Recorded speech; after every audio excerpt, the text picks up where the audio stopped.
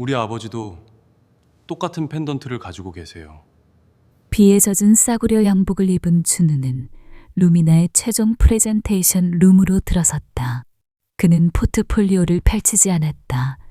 대신 차가운 윤재의 목을 가리켰다. 제정신을 잃은 제 아버지가 그 목걸이의 나머지 반쪽을 가장 큰 보물처럼 간직하고 계십니다. 장내에 이미 킥킥 웃음이 번지려던 순간 준우는 말없이 완벽하게 윤인한 테이블 위에 녹슬고 불에 그을린 금속 파편, 마치 잠금장치의 일부 같은 조각을 내려놓았다. 웃음은 뚝 끊겼다. 철의 여인이라 불리던 윤지의 손이 떨리며 그녀가 25년 전 사라졌다고 확신했던 그 파편을 향해 천천히 뻗어갔다. 과연 무슨 일이 일어난 걸까요? 이야기를 시작하기 전에 구독과 좋아요 부탁드립니다. 그리고 저희 이야기가 얼마나 멀리 여행하고 있는지 알 수 있도록 어디서 보고 계신지 댓글로 남겨주세요. 여러분께 늘 행운이 함께하기를 빕니다. 폭우가 창문을 두드렸다. 반지하 창은 손바닥만 했고 그 틈으로 비린 습기가 스며들었다. 서준우는 알람보다 먼저 깼다. 천장에 맺힌 물방울을 손등으로 훔치고 제일 먼저 약통부터 찾았다. 아버지, 약 드실 시간이에요. 서명석은 방 구석에 웅크린 채였다. 두 손은 무언가를 꽉 쥐고 있었다. 빛바랜 금속 조각, 부러진 펜던트의 절반이었다. 그는 그 조각을 어린아이처럼 가슴에 눌러붙이며 중얼거렸다. 비, 약속, 비. 준우는 식은 숨을 삼켰다. 오늘은 면접날이었다. 인생을 걸어도 될 만큼, 아니, 걸어야만 하는 날이었다. 그런데 아버지의 눈빛은 오늘도 길을 잃고 있었다. 준우는 물을 데우려 전기포트를 눌렀다. 딸깍 소리와 함께 작은 불빛이 켜졌다. 그 순간 명석의 어깨가 움찔했다. 그리고 바로 그때 명석이 준우의 팔을 덥석 잡았다. 가지마, 가지마. 약속. 소나기가 놀랄 만큼 단단했다. 준우는 아버지를 달래려 무릎을 꿇었다. 아버지, 저 금방 다녀올게요. 다녀와서 따뜻한 죽 사올게요. 그러니까 약부터. 명석은 고개를 세차게 흔들었다. 숨이 가빠졌다. 이 방에서, 이 비 속에서 어디로도 갈 수 없다는 듯이 준우는 약을 손바닥에 올리고 물컵을 입가에 대고 천천히 숨을 맞췄다. 하나, 둘, 아버지, 제 목소리만 들으세요. 몇 번의 호흡 끝에 명석의 손끝이 조금 풀렸다. 준우는 그 틈을 놓치지 않고 약을 먹였다. 그제야 명석은 다시 펜던트 조각을 움켜쥐고 조용해졌다. 하지만 눈동자는 여전히 어딘가를 찾아 헤맸다. 준우는 젖은 정장을 꺼내 입었다. 다림질이 제대로 되지 않은 한 벌뿐인 양복. 포트폴리오를 비닐봉지로 감싸고 문 손잡이를 잡았다. 아버지, 저 다녀올게요. 문을 닫는 순간 뒤에서 낮은 목소리가 들렸다. 지혜, 지혜야. 준우의 발이 잠깐 멈췄다. 하지만 시간은 멈추지 않았다. 그는 계단을 뛰어올랐다. 그리고 골목을 빠져나가 정류장에 닿았을 때 버스는 이미 모퉁이를 돌아 사라지고 있었다. 젖은 숨을 삼키며 그는 주머니 속 펜던트의 절단면을 떠올렸다. 사소한 금속 조각처럼 보였지만 그 부러진 단면은 이상하리 많지 뒤틀려 있었다. 마치 맞물릴 상대를 기다리는 것처럼. 서울 도심은 비로 흐려져 있었다. 사람들은 우산 밑에서 빠르게 지나갔고 준우는 우산이 없었다. 그는 포트폴리오를 품에 껴안고 뛰었다. 빗물이 셔츠목으로 흘러들었다.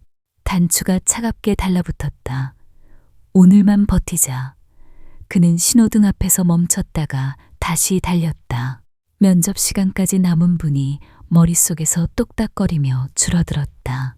그는 자꾸만 아버지의 지혜라는 목소리를 떠올렸다. 그 이름이 왜 이렇게 낯설지 않은지 이유를 알 수 없었다. 그리고 바로 그때였다. 횡단보도 옆에서 리어카가 휘청하더니 과일 상자가 바닥으로 쏟아졌다. 귤 몇 개가 빗물 위로 굴러갔다. 폐지를 줍던 할머니가 허둥지둥 손을 뻗었지만 젖은 바닥에 발이 미끄러져 주저앉았다. 준우는 멈춰섰다. 심장이 한번 크게 내려앉았다. 지금 가야 한다. 머리는 그렇게 말했지만 몸이 이미 돌아가고 있었다. 할머니, 괜찮으세요? 그는 무릎을 굽혀 귤을 주워 담기 시작했다. 손바닥에 흙탕물이 묻었다. 소매 끝에 튄 자국이 번져갔다. 할머니는 미안하다는 말만 반복했다. 아이고, 젊은이, 내가 바쁘게 했지? 준우는 웃어 보이려 했다. 아니에요. 금방 끝나요. 여기 하나 더요. 그는 리어카 바퀴를 바로 세우고 젖은 상자를 끌어당겨 과일을 정리했다. 비는 더 세졌다. 누군가 옆에서 툭 던지듯 말했다. 요즘 세상에 저런 사람도 있네. 그 말이 칭찬인지 조롱인지 모를 정도로 차가웠다. 준우는 대답하지 않았다. 손이 먼저 움직였다. 정리 끝. 할머니가 두 손을 모았다. 복 받을 거야. 꼭. 준우는 고개만 끄덕이고 다시 뛰었다. 그제야 휴대폰 시간을 확인했다. 그는 입술을 깨물었다. 결정적인 10분이 사라져 있었다. 숨이 턱 끝까지 찼다. 젖은 양복은 몸에 달라붙어 무거웠다. 그럼에도 그는 멈추지 않았다. 큰 유리 건물이 시야에 들어왔다. 루미나 본사, 그 앞 로비 문이 반짝였다. 밝고 깨끗한 빛. 그러나 준우의 발밑은 흙탕물 자국으로 번져 있었다. 문을 밀고 들어서는 순간 따뜻한 공기가 얼굴을 감쌌다. 그리고 그 따뜻함 속에서 차가운 시선들이 동시에 그를 향해 돌아왔다. 로비는 대리석처럼 단단하고 향수처럼 고급스러웠다. 바닥은 거울처럼 반짝였고 준우의 젖은 구두는 그 위에 얼룩을 남겼다. 그는 일부러 발을 조심히 옮겼다. 하지만 이미 늦었다. 사람들의 눈이 먼저 닿았다. 안내 데스크 앞에서 보안 요원이 팔을 뻗었다. 출입증 있으십니까? 준우는 초청장을 꺼내 들었다. 비닐 속에 넣어둔 덕분에 종이는 살아있었다. 면접 보러 왔습니다. 시간이. 보안 요원의 시선이 준우의 옷을 훑었다. 젖은 소매, 번진 얼룩, 숨이 찬 얼굴. 잠시만요. 목소리가 딱딱했다. 그때 엘리베이터 쪽에서 발걸음 소리가 들렸다. 구두 소리, 여러 명의 박자가 한꺼번에 맞춰지는 소리. 수행원들 사이로 장 전무가 지나갔다. 한 번만 봐도 여기 사람인 걸 알 수 있는 움직임이었다. 장 전무는 준우를 보고 입꼬리를 올렸다. 우린 디자이너를 뽑는 거지 청소부를 뽑는 게 아닌데. 로비가 잠깐 조용해졌다. 누군가 웃음을 참는 기색이 났다. 준우는 숨을 고르고 고개를 숙였다. 저 시간만. 발표 자료가. 장 전무는 초청장을 툭 보더니 보안 요원에게 말했다. 들여보내. 회장님이 총극을 보면 웃으시겠지. 말끝에 묘한 즐거움이 섞여 있었다. 준우는 그 즐거움을 이해하기 싫었다. 하지만 그는 참았다. 오늘은 여기서 무너지면 안 됐다. 보안 요원이 마지못해 통로를 열어줬다.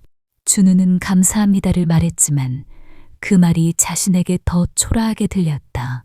그는 포트폴리오를 더 꽉 끌어안았다. 마치 그것이 마지막 방패인 것처럼.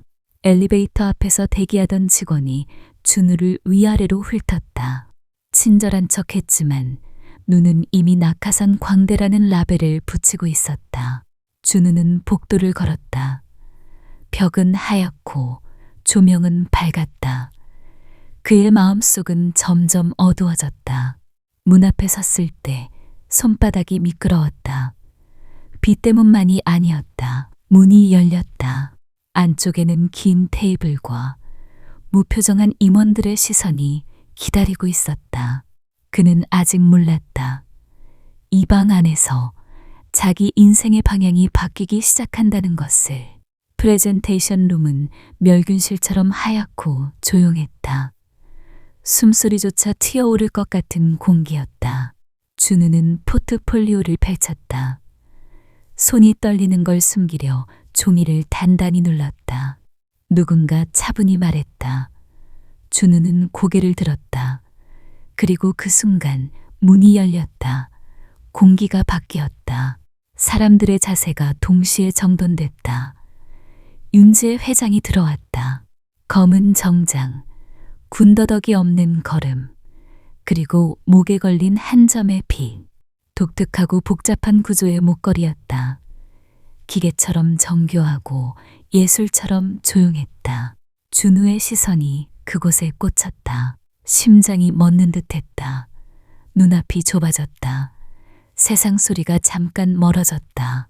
왜, 저게, 그는 밤마다 아버지가 손끝으로 만지며 약속, 이라 중얼거리던 그 금속의 감각을 떠올렸다.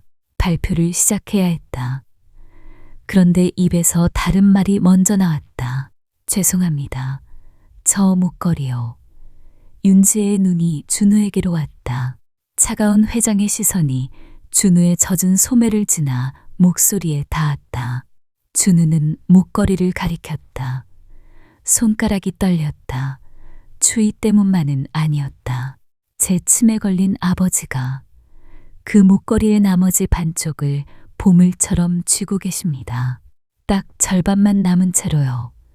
순간 방 안이 얼어붙었다. 임원들의 표정이 바뀌었다. 누군가 숨을 들이마셨고 누군가는 입술을 비틀었다. 비웃음이 올라오려는 찰나였다. 장 전무가 먼저 터뜨렸다. 감히 회장님이 짝퉁을 찾다는 거야? 이건 세상에 단 하나뿐인 작품이다. 그의 목소리는 방을 갈랐다. 준우는 목을 축였다. 아닙니다. 그게 짝퉁이 아니라 원래는 마이너스 윤지의 손이 천천히 목으로 올라갔다. 그리고 바로 그때 그녀의 손끝이 목걸이의 특정한 홈을 찾듯 멈췄다. 그 짧은 멈춤이 준우의 심장을 더 세게 조여왔다. 윤지의 눈빛이 흔들렸다. 그 흔들림 속에는 분노가 아니라 오래된 기억의 그림자가 있었다. 정적은 길지 않았다. 장 전무가 테이블을 손바닥으로 가볍게 쳤다. 소리는 작았지만 방 안의 권력을 선언하는 소리였다. 보안. 윤지에는 창백해진 얼굴로 목걸이를 움켜쥐고 있었다. 숨을 내쉬었지만 편해지지 않는 표정이었다. 준우는 그 모습을 보고 더 확신했다. 저건 놀람이다. 모른 척하는 게 아니다. 장 전무는 준우의 포트폴리오를 낚아채듯 빼앗았다. 이건 계획적이야. 회장님 신상조사에서 사기치려는 거지. 스토커처럼. 종이가 공중에서 한번 휘돌아 바닥에 떨어졌다. 준우는 무릎을 굽혀 줍고 싶었지만 보안 요원이 이미 팔을 잡았다. 손목에 힘이 들어갔다. 준우는 이를 악물었다. 잠깐만요. 그는 몸을 비틀며 소리쳤다. 그 목걸이 안에 숨겨진 잠금 장치가 있잖아요. 아버지만이 아는. 장 전무가 비웃듯 고개를 저었다. 들어. 이런 촌극은 회장님 시간 낭비야. 문이 열렸다. 복도의 빛이 잠깐 스며들었다. 그리고 준우는 밖으로 밀려났다. 복도에서 그가 마지막으로 본 것은 윤지혜의 손이었다. 손끝이 목걸이를 꼭 쥐고 떨리고 있었다. 그 떨림이 말하고 있었다. 그 이야기를 나는 알고 있다. 로비까지 끌려 내려가는 동안 사람들의 시선이 비처럼 따라붙었다. 저게 뭐야? 면접장에서 소리친 사람. 미쳤나 봐. 준우는 대답하지 않았다. 입안이 말랐다. 말이 목구멍에 걸렸다. 밖으로 나가자 비가 다시 얼굴을 때렸다. 그의 포트폴리오 속 종이들은 젖어 무거워졌다. 그는 바닥에 떨어진 한 장을 주워들고 손으로 눌렀다. 지금 당장 바뀐 건 무엇인가? 면접은 끝났다. 기회도 끝난 것 같았다. 하지만 방안, 홀로 남은 윤지혜는 의자에 앉지 못했다. 그녀는 천천히 창가로 걸어갔다. 유리창에 비친 자신의 목, 그 목걸이. 25년 전 공방의 불빛과 연기, 그리고 한 남자의 손. 그 남자는 이 목걸이를 만들던 유일한 장인이었다. 그리고 그날 이후 흔적도 없이 사라졌다. 윤지혜는 입술을 떨며 아주 작게 이름을 꺼냈다. 명석. 저녁이 되자 비는 잦아들었지만 반지하의 공기는 더 눅눅해졌다. 준우는 젖은 양복을 벗어 의자 등받이에 걸었다. 물기가 뚝뚝 떨어졌다. 그 소리가 오늘 하루의 굴욕처럼 들렸다. 방 한가운데 아버지는 고철 덩어리들을 신문지 위에 펼쳐놓고 있었다. 마치 금은 보아라도 되는 것처럼 천천히 닦고 또 닦았다. 아버지, 또 그거예요? 준우는 신발도 제대로 벗지 못한 채 약 봉투부터 확인했다.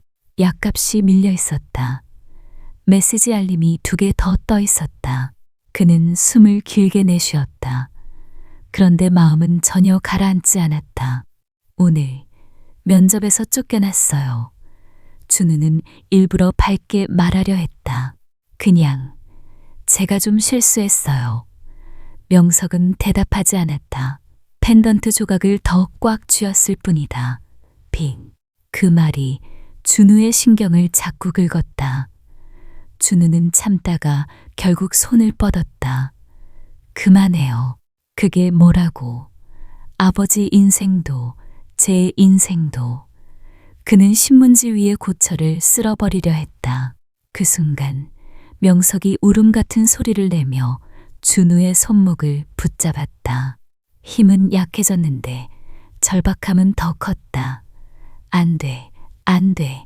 지혜야, 지혜야. 그 이름이 방안을 가르며 울렸다. 준우의 손이 멈췄다. 심장이 한 번 크게 내려앉았다. 그는 아버지의 입에서 그 이름을 처음 들었다. 그리고 오늘 면접장에 들어온 그 여자의 이름도 같았다. 준우는 천천히 고철을 다시 신문지 위로 모아놓았다. 아버지, 방금 뭐라고 했어요? 명석은 이미 다른 세상으로 도망가듯 펜던트를 가슴에 눌러붙였다. 눈은 초점을 잃었다. 준우는 조심스럽게 아버지 손에서 펜던트를 받아들었다. 억지로 빼앗지 않으려 손바닥으로 감싸듯 받았다. 작은 전등을 켜고 금속을 빛에 비췄다. 산화된 표면 아래에 아주 작은 글자가 보였다. 닦아도 쉽게 드러나지 않는 각인. 준우는 숨을 죽이고 주방 수세미의 부드러운 면으로 살살 문질렀다.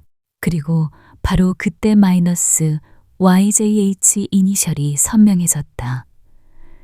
준우는 펜던트를 내려다본 채 한참 말을 잃었다. 밖에서 물 떨어지는 소리가 다시 크게 들렸다. 그는 아직 몰랐다. 이 세 글자가 자기 가족의 시간을 다시 움직이기 시작할 줄은. 밤이 깊어지자 골목은 더 조용해졌다. 반지하 창문 밖으로 가로등 불빛이 길게 늘어졌다. 그 길 끝, 어둠 속에 최고급 검은 세단 한 대가 멈춰 서 있었다. 윤지혜는 뒷좌석에 앉아 창문을 조금 내렸다. 차 안에는 가죽 냄새와 정돈된 침묵이 있었다. 그러나 그녀의 손끝은 정돈되지 못했다. 목걸이에 잠금 부위를 무의식적으로 만지작거렸다. 주소, 맞죠? 비서가 조심스럽게 말했다. 윤지혜는 대답 대신 고개만 끄덕였다. 그녀는 오늘 면접장의 목소리를 반복해서 떠올렸다. 그 말이 거짓이라면, 모욕이라면, 그런데도 그 순간 그녀의 손이 떨렸던 이유는 하나였다. 기억이 반응했기 때문이다. 차 밖에서 발자국 소리가 났다. 준우가 아버지를 부축하며 골목을 걷고 있었다. 명석은 얇은 점퍼를 입고도 자꾸 팔을 걷어올렸다. 공기 중 무엇인가를 잡으려는 듯 손을 허공에 휘저었다. 빚, 약속. 그 중얼거림이 윤지혜의 가슴을 정면으로 눌렀다. 윤지혜는 참은 손잡이에 손을 올렸다. 내려가서 확인하면 된다. 단 한 번 눈을 마주치면 된다. 하지만 발이 움직이지 않았다. 그가 나를 못 알아보면, 내가 착각이면, 내가 그날을 다시 열어버리면. 그녀는 문득 25년 전의 공방을 떠올렸다. 불빛, 약속, 그리고 누군가의 손. 그 손이 마지막으로 건넸던 말이 아직도 귀에 남아 있었다. 윤지혜는 차문에서 손을 걷어 무릎 위에 놓았다. 손바닥이 차가웠다. 회장님, 비서가 다시 물었다. 윤지혜는 창밖만 보며 낮게 말했다. 내리진 않겠어. 그녀는 휴대폰을 꺼내 번호를 눌렀다. 늦은 시간인데도 상대는 바로 받았다. 인사팀이죠. 윤지혜의 목소리는 단호했다. 윤지혜는 눈을 깜빡이지 않았다. 가장 낮은 직급으로 그녀는 마지막 말을 천천히 꺼냈다. 그가 진짜 비밀을 알고 있는지 확인해야겠어. 전화를 끊자 차 안의 침묵이 더 두꺼워졌다. 윤지혜는 목걸이를 다시 쥐었다. 이번엔 단단히 마치 도망가지 못하게 붙잡듯이.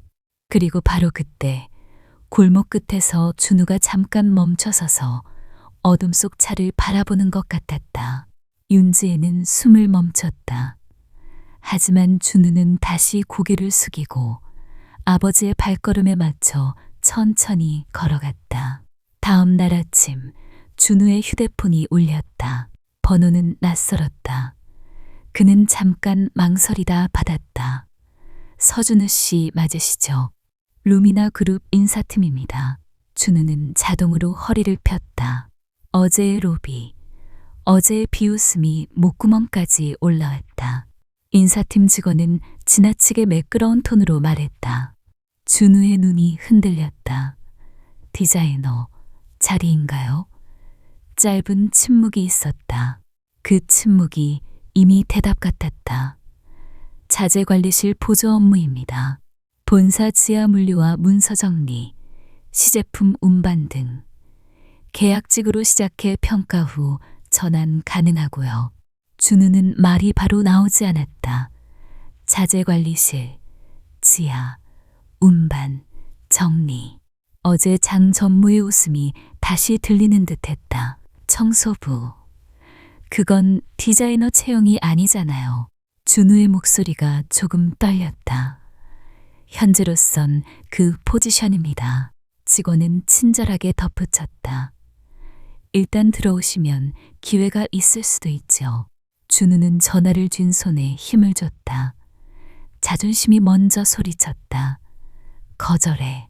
그런데 부엌 쪽에서 약 봉투가 바스락거리는 소리가 들리는 듯 했다. 밀린 약값, 차가운 현실. 그는 창문을 열어보았다. 반지하 밖은 회색 하늘이었다. 햇빛이 들어오지 않았다. 준우는 입술을 깨물었다. 선택지는 하나뿐이었다. 언제 출근하면 됩니까? 그가 말하자 인사팀 직원의 목소리가 한 톤 밝아졌다. 결정 감사합니다. 오늘 서류 안내 문자 드릴게요. 전화를 끊고도 준우는 한동안 가만히 서 있었다. 부끄러움이 목까지 차올랐다. 그런데 그 부끄러움 너머로 다른 생각이 고개를 들었다. 들어가야 한다. 아버지의 펜던트, YJH, 그리고 윤지의 목걸이. 그 둘이 같은 구조라면 회사 안에 아버지의 과거가 묻혀 있다. 준우는 식탁 위에 펜던트를 올려두고 손가락으로 절단면을 따라 문질렀다. 맞물릴 상대를 찾는 듯한 단면. 그는 조용히 말하듯 혼잣말했다. 아버지, 제가 들어갈게요. 이번엔 제가 찾을게요. 그리고 바로 그때 아버지 방에서 작은 마찰음이 들렸다. 명석이 무언가를 끌어안고 있었다. 고철이 아니라 낡은 볼펜 한 자루였다. 준우는 문턱에서 멈춰섰다. 그 볼펜이 앞으로 어떤 문을 열 열쇠가 될지 아직은 몰랐다. 룸이나 본사지하는 공기가 달랐다. 로비의 향수 냄새 대신 종이와 먼지의 냄새가 코끝에 걸렸다.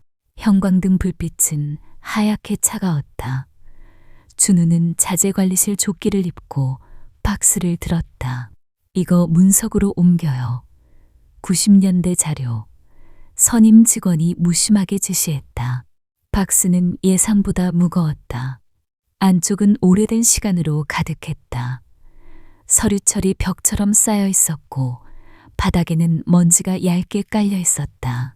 그는 박스를 내려놓다가 한 파일이 살짝 튀어나온 걸 봤다. 도면 -1998. 준우의 눈이 멈췄다. 그는 조심히 파일을 꺼냈다. 종이를 펼치자 선이 드러났다. 단정하면서도 기묘한 곡선, 접히는 구조를 암시하는 미세한 표시들.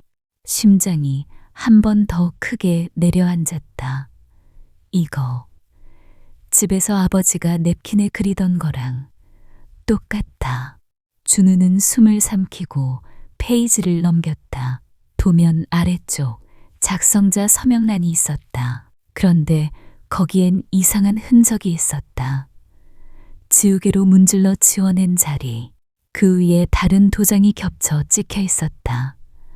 바로 그때 문서구 문이 열렸다. 구두 소리, 그리고 익숙한 비웃음.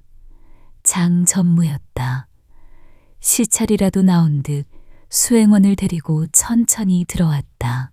준우는 반사적으로 도면을 파일에 넣으려 했지만 장전무의 시선이 이미 닿아 있었다. 여기서 뭐해? 장전무는 고개를 갸웃하더니 바닥에 놓인 양동이를 발끝으로 툭 건드렸다. 물은 넓게 퍼졌다. 도면 쪽으로 번졌다. 준우는 즉시 무릎을 꿇고 손바닥으로 물기를 막았다. 종이가 젖으면 선이 무너진다.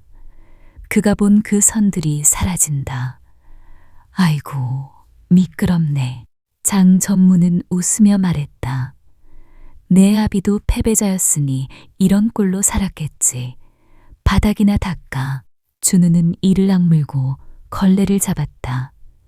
먼저 바닥을 닦고 종이를 살리는 게 우선이었다. 그는 젖은 도면을 조심히 들어올렸다. 물기가 번진 서명란에 지워진 글자 일부가 드러났다. 그리고 그 옆에 또렷한 도장, 장자가 찍힌 흔적. 준우는 손끝이 굳었다. 사소한 일처럼 보였지만 그 순간부터 모든 것이 달라졌다. 이건 우연이 아니었다. 누군가가 누군가의 이름을 지우고 있었다. VIP 엘리베이터 앞 복도는 조용했다. 카펫은 발소리를 삼켰고 공기는 지나치게 깨끗했다. 준우는 서류 박스를 2개나 들고 서 있었다. 팔이 저릿했지만 표정은 굳게 유지했다. 윤지혜가 멀리서 걸어왔다. 그녀는 준우를 보자마자 멈추지 않고 말했다. 그 박스 회장실로 옮겨. 준우는 네 하고 바로 몸을 돌렸다. 엘리베이터 버튼을 누르려는 순간 윤지혜가 한 박스를 손끝으로 살짝 밀었다. 아주 미세하게. 박스가 균형을 잃고 앞으로 기울었다. 준우는 반사적으로 팔을 뻗어 박스를 잡았다. 소매가 툭 올라갔다. 그리고 그의 손목이 잠깐 드러났다. 윤지의 시선이 거기에 꽂혔다. 그녀의 눈이 아주 조금 커졌다. 마치 스스로도 원치 않는 반응처럼. 그 흉터는 뭐지? 목소리는 담담했지만 질문은 날카로웠다. 숨길 틈을 주지 않았다. 준우는 순간적으로 소매를 내리려 했다. 하지만 이미 늦었다. 그는 어색하게 손목을 뒤로 감추며 말했다. 어릴 때 사고가 있었어요. 윤지에는 한 걸음 가까이 왔다. 어떤 사고? 복도 끝에 CCTV가 조용히 붉은 불빛을 깜빡였다. 준우는 그 불빛을 보고 더 입이 말랐다. 그러나 윤지의 눈빛이 거짓을 허락하지 않았다. 준우는 박스를 바닥에 조심히 내려놓았다. 손가락이 굳어 있었다. 공방 화재였어요. 그는 단어를 고르듯 천천히 말했다. 아버지가 저를 안고 뛰었고 도면을 챙겼고 그날 이후 아버지는 기억을 잃기 시작했어요. 윤지혜의 턱이 아주 미세하게 떨렸다. 그녀는 목걸이를 쥔 손에 힘을 줬다. 그녀도 그날의 복도를 알고 있었다.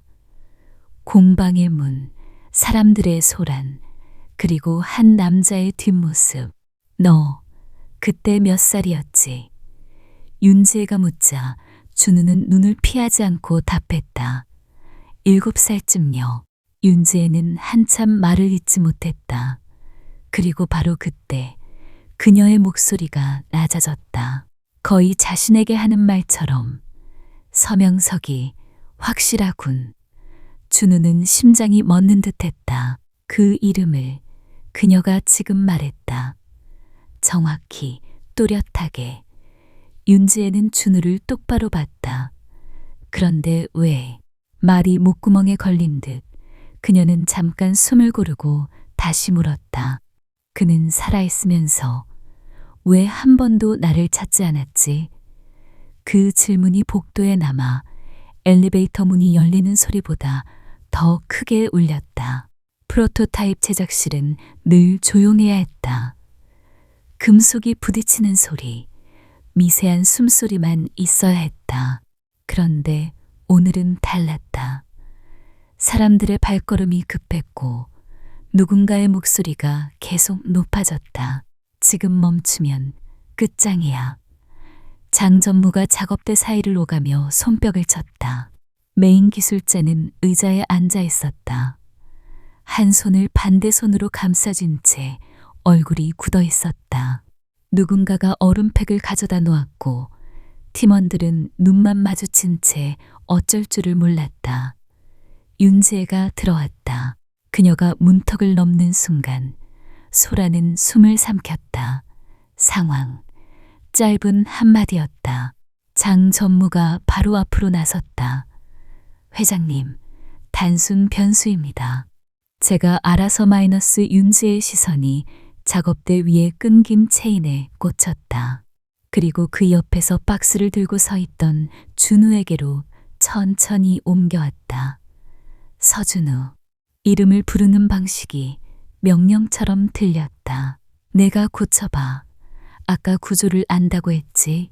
준우의 목이 말랐다. 저는 자재 보조입니다. 그래서 윤지혜가 되물었다. 지금 중요한 건 직함이 아니야. 장 전무가 급히 끼어들었다. 회장님, 위험합니다. 괜히 손대서 더 망가지면 마이너스. 윤지혜는 장 전무를 보지도 않았다.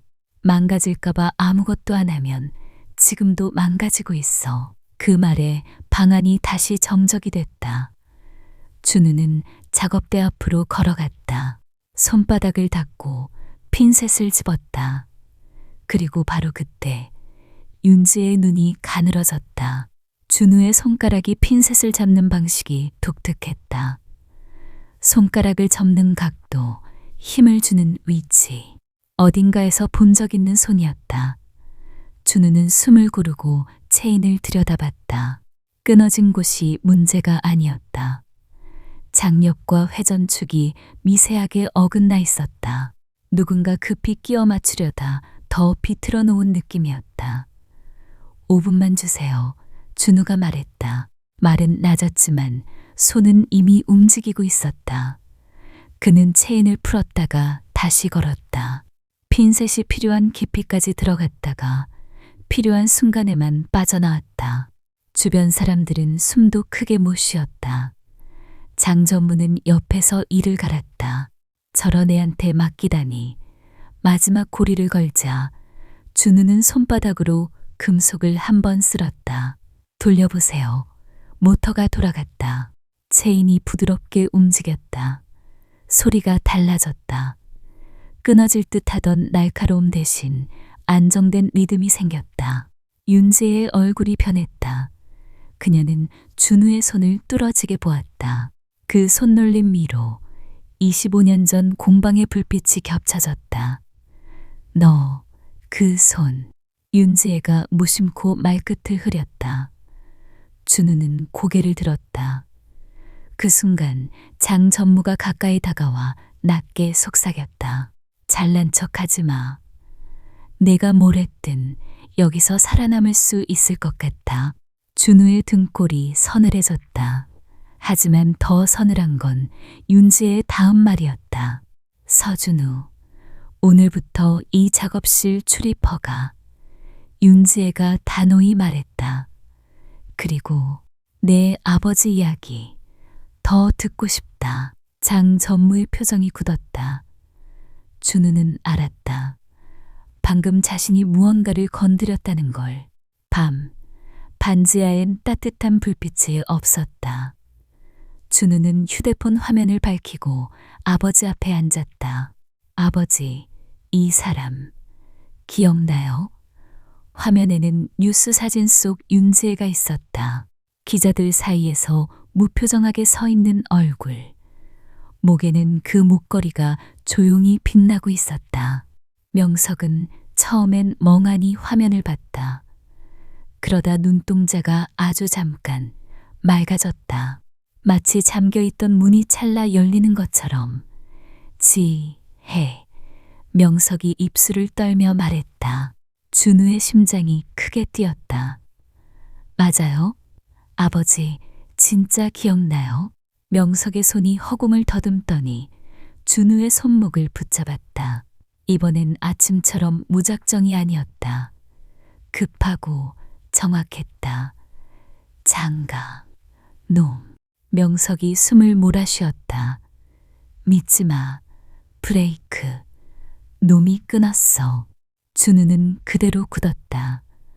브레이크. 끊었다. 단어들이 이상하게 선명했다. 단순한 헛소리가 아니었다. 아버지, 무슨 말이에요? 뭘 끊었다는 마이너스. 명석은 대답 대신 탁자 위에 놓인 볼펜을 낚아챘다. 그 낡은 볼펜이 종이를 긁기 시작했다. 사각사각. 명석의 손이 미친 듯이 움직였다. 준우는 숨을 죽이고 종이를 붙잡아 흔들리지 않게 했다. 종이 위에는 익숙한 선들이 나타났다. 겹겹이 접히는 구조, 중앙축, 그리고 아주 작은 버튼 표시. 준우는 본능적으로 알아봤다. 목걸이 내부에 숨겨진 장치였다. 이게 잠금 장치. 준우가 조용히 중얼거렸다. 명석은 볼펜 끝으로 특정 부위를 꾹 눌러 찍었다. 그리고는 준우를 똑바로 봤다. 눈이 맑은 채였다. 열쇠, 둘이 합쳐야. 명석이 말했다. 지혜가 목에 걸고 난 숨겼어.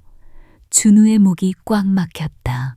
아버지가 숨긴 건 단순한 기억이 아니었다. 누군가에게 빼앗긴 인생 전체였다. 그럼 왜 아버지는? 준우는 끝까지 묻지 못했다. 말이 목구멍에서 굳었다. 명석의 눈빛이 다시 흐려졌다.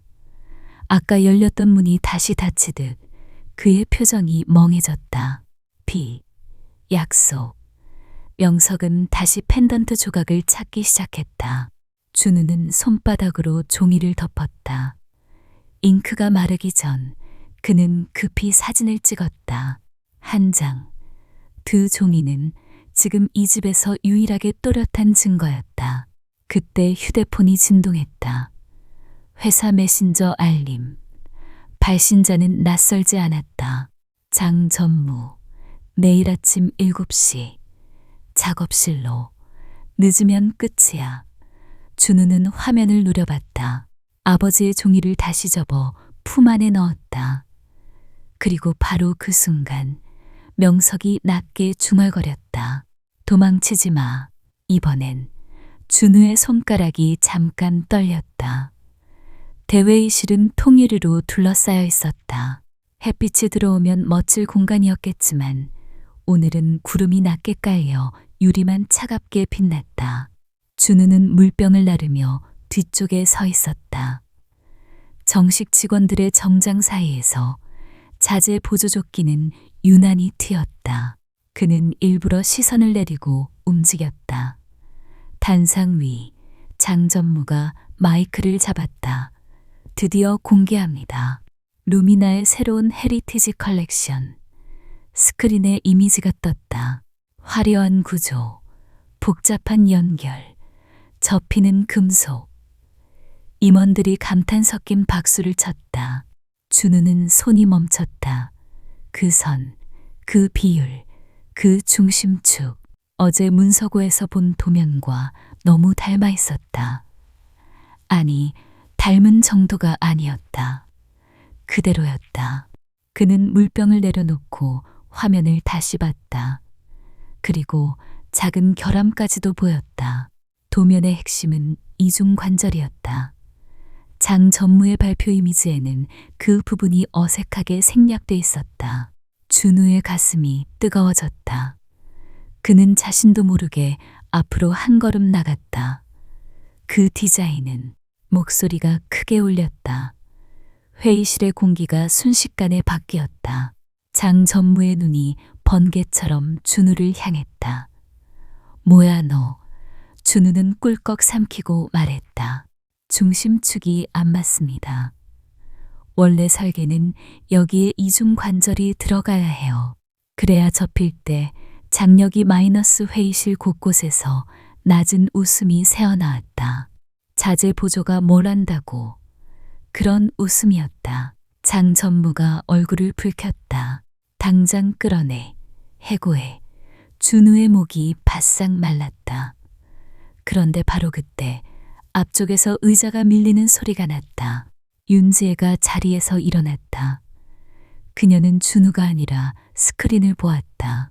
그리고 아주 천천히 장전무에게 시선을 옮겼다. 그렇게 확신하면 윤지혜가 말했다. 목소리는 낮았지만 회의실 전체를 눌렀다. 증명해봐. 장전무가 당황한 표정을 숨기려 웃었다. 회장님, 저 아이가 무슨 마이너스. 윤지혜가 말을 끊었다. 서준우, 의술 3시간. 준우는 숨이 멎는 느낌이었다. 윤지혜가 이어 말했다. 내 방식대로 완성해와. 너 말이 맞다면 내 앞에서 작동시켜. 회의실이 술렁였다. 장전무의 웃음이 굳었다. 그는 손에 쥔 리모컨을 꽉 쥐었다. 준우는 고개를 숙였다. 하겠습니다. 그 말이 나오자 윤지의 입꼬리가 아주 미세하게 움직였다. 그러나 그 표정은 미소가 아니었다. 결심이었다. 준우가 회의실 밖으로 나가려는 순간 장전무가 지나가며 낮게 말했다. 74시간이면 충분하지. 네가 무너지는데. 준우는 걸음을 멈추지 않았다. 하지만 등 뒤가 뜨거웠다. 지금부터 시간은 누군가의 편이 아니었다. 공방은 밤이 되자 더 넓어 보였다. 사람이 빠져나간 자리엔 기계 소리만 남았다. 준우는 앞치마 끈을 고쳐매고 금속을 깎기 시작했다. 이슈샨. 그 숫자가 머릿속에서 자꾸만 흔들렸다. 그는 도면을 펼쳤다. 문서구에서 본 선, 아버지가 그린 장치의 점, 그리고 자신의 손이 기억하는 감각. 그는 실패할 수 없었다. 금속 조각이 작게 반짝였다. 준우는 핀셋과 작은 공구들을 정렬했다. 도구가 필요한 깊이까지 들어가고 필요한 순간에만 빠져나왔다.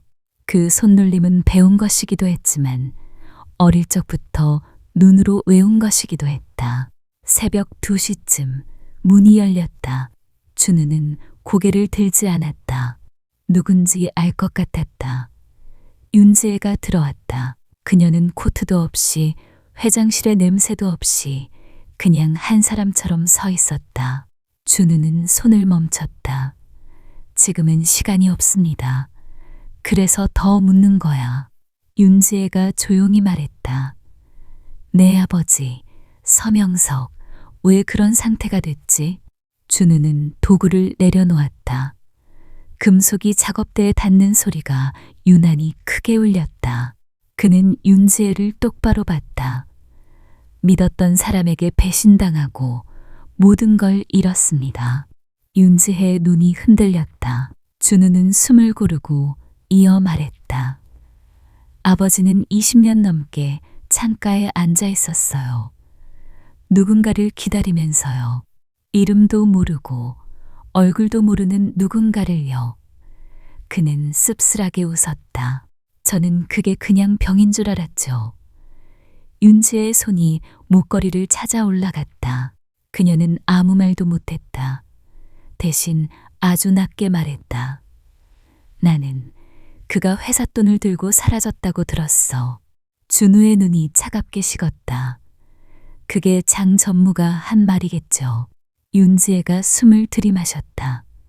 그 숨이 떨렸다. 그래, 장 전무가 그렇게 보고했어. 그래서 나는 말이 끝까지 나오지 않았다. 침묵이 더 시끄럽게 느껴졌다. 준우는 다시 도구를 잡았다. 이제 와서 후회하실 필요 없어요. 저는 오늘 작동시키는 게 목표입니다. 윤지혜는 고개를 끄덕였다. 그리고 갑자기 그녀가 준우에게 작은 종이를 내밀었다. 내부 결제 문서처럼 보였다. 내가 확인해 볼게. 윤지혜가 말했다. 25년 전 자료, 송금, 결제 라인, 전부. 준우는 종이를 받았다. 손끝이 잠깐 멈췄다. 그때 공방 유리창 너머로 복도의 그림자 하나가 스쳤다. 준우는 고개를 돌렸지만 이미 아무도 없었다. 윤지혜도 창 쪽을 봤다. 그녀의 눈빛이 단단해졌다. 서준우, 윤지혜가 낮게 말했다. 오늘 밤 너 혼자 아니야. 조심해. 준우는 다시 금속을 잡았다. 시간은 줄어드는데 누군가는 가까워지고 있었다. 발표 당일 아침, 준우는 눈도 제대로 못 뜬 채 공방문을 열었다. 손끝엔 아직 금속의 온도가 남아있는 느낌이었다. 이제 마지막 조립만 하면 돼. 그는 작업대 앞으로 다가갔다. 그런데 한 걸음, 두 걸음 가는 동안 공기가 이상했다. 익숙한 금속 냄새가 아니라 달라붙는 화학 냄새가 코끝을 찔렀다.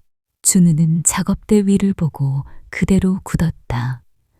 밤새 만든 모델이 강력 접착제에 뒤덮여 있었다. 반짝이던 연결부가 한 덩어리처럼 굳어 있었다. 손으로 건드리면 더 망가질 게 분명했다. 말도 안 돼. 그는 곧바로 CCTV 화면을 확인했다. 점검 중이라는 문구가 떠 있었다. 어젯밤 딱 그 시간대에 준우는 숨을 고르고 물티슈를 꺼내 조심스럽게 표면을 닦았다.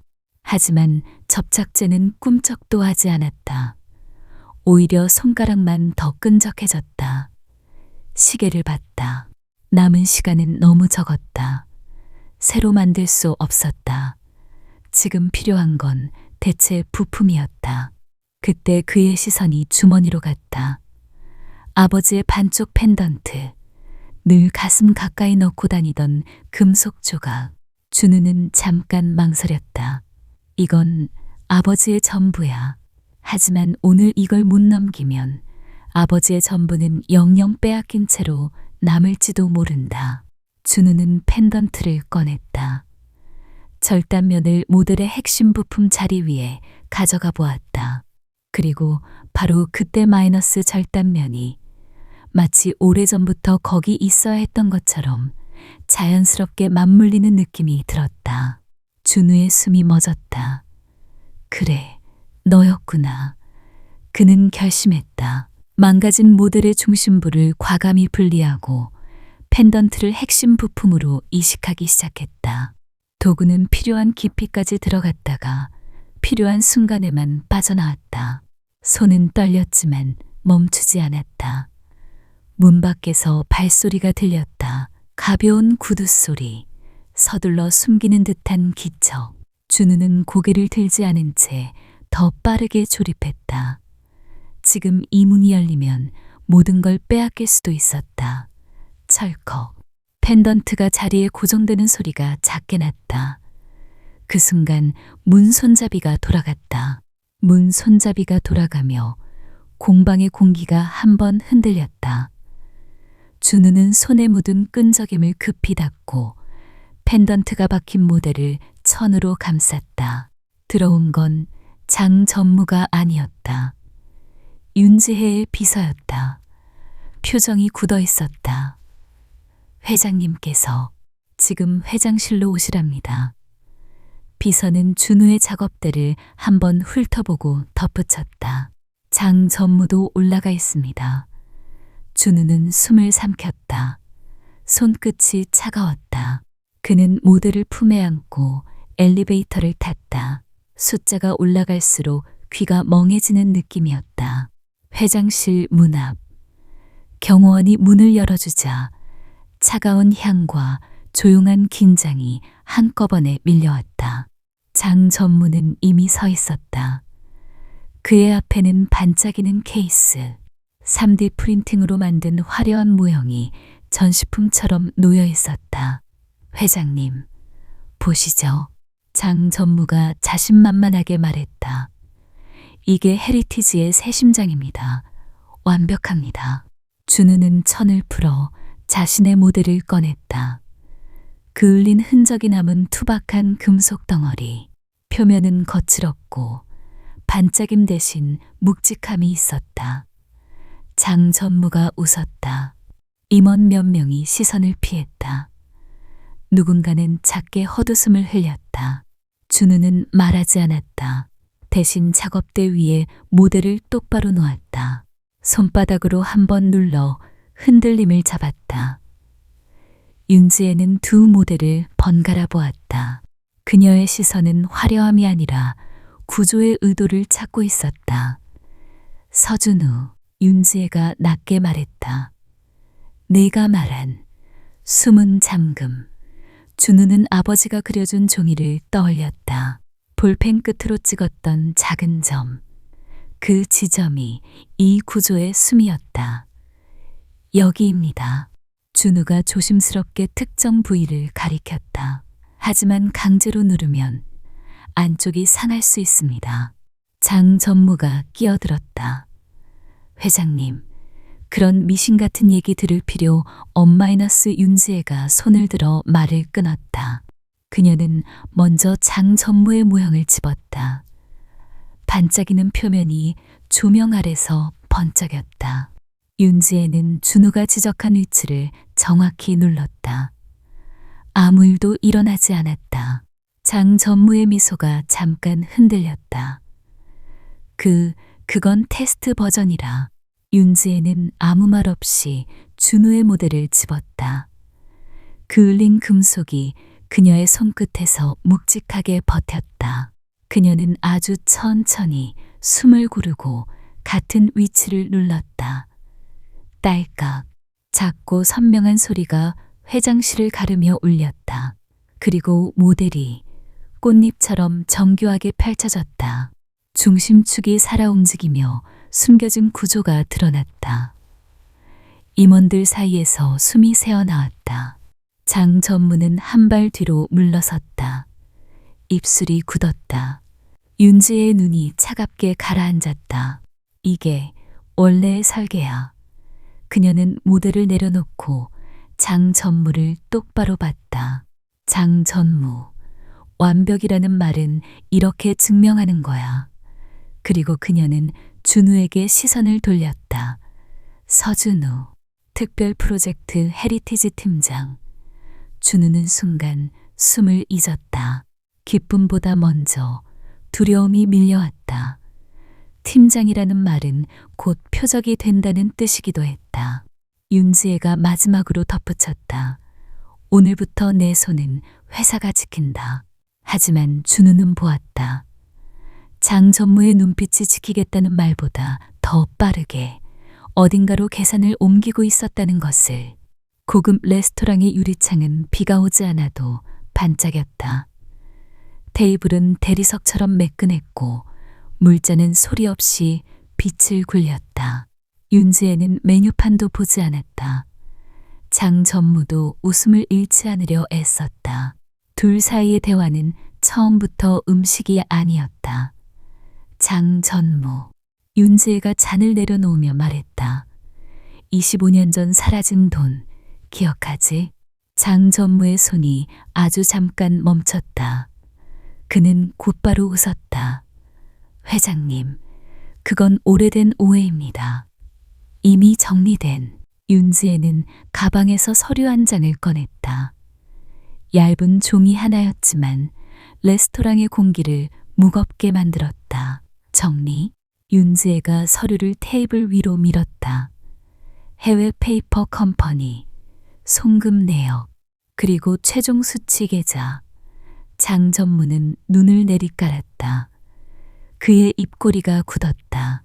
웃음이 더 이상 도망갈 곳을 찾지 못했다. 회장님. 그가 낮게 말하자 윤지혜는 천천히 고개를 기울였다. 서준우가 힌트를 줬어. 윤지혜의 목소리는 차가웠다. 문서고에서 지워진 이름, 도장 자국, 그리고 내가 너무 조급하게 덮으려 했던 흔적. 장 전무의 손가락이 잔을 감쌌다. 유리잔이 아주 미세하게 떨렸다. 그 떨림이 그가 흔들린다는 증거였다. 윤지혜는 마지막 확인을 하듯 말했다. 서명석을 왜 지웠지? 그때였다. 장 전무의 얼굴에서 다정한 가면이 미끄러지듯 내려갔다. 회장님. 그는 조용히 웃었다. 이제 와서 정의로운 척하십니까? 윤지혜의 눈이 가늘어졌다. 장 전무는 몸을 앞으로 기울였다. 목소리를 더 낮췄다. 내가 무너지면요. 그가 한 단어씩 눌러 말했다. 회사 주식도 같이 흔들립니다. 이 사회는 안정이 필요해요. 회장님보다 내가 더 안정이죠. 윤지혜는 흔들리지 않으려 손가락을 테이블 아래에서 꼭 쥐었다. 그녀는 숨을 내쉬었지만 편해지지 않았다. 장 전무가 마지막 칼날 같은 말을 던졌다. 그리고 그 쥐새끼. 그는 미소도 없이 말했다. 서준우부터 처리하면 회장님도 편해질 겁니다.